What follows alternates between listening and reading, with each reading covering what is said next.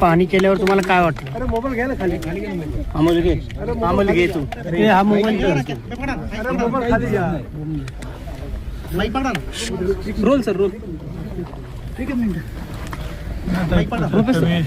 बघितल्यानंतर एक तर धावपट्टी जी आहे विमानाची ती चांगल्यापैकी जी आहे मोठी आहे, लांब सुद्धा आहे, पण ती धावपट्टी राहिली एकीकडे आणि जवळजवळ मला वाटतं धावपट्टीच्या खाली 20-25 फुटापेक्षा खाली ते विमान जे आहे त्याने ते उतरवलं आणि तिथली जी भिंत जी असते आपल्या सर्वसाधारणपणे विमानतळाची दगडी त्याला ते धडकलेलं आहे असं मला तरी वाटतं. त्याच्यामुळे ताबडतोब तिथे ते स्फोट झालेले आहे आणि ते सगळं बघितल्यानंतर त्या विमानाचे जेवढे तुकडे झालेले आहेत तर माणसांचे काय झालं असेल कल्पनासुद्धा करता येत नाही.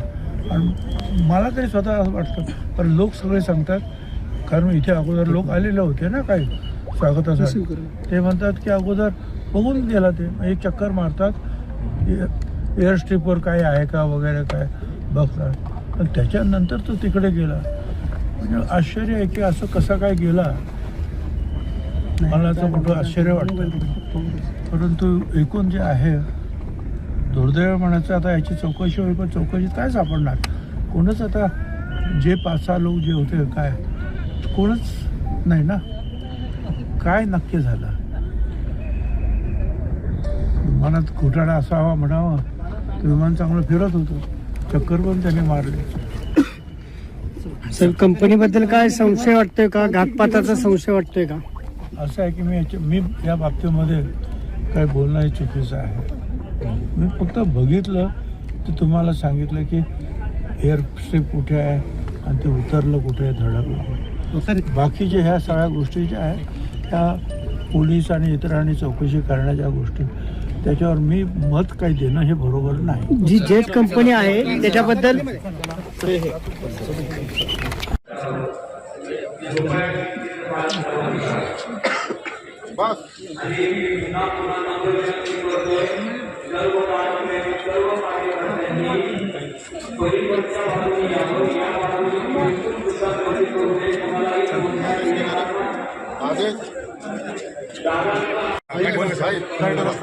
सामने चले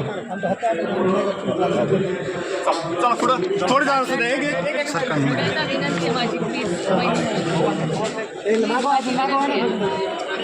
प्लीज थोड़ा सा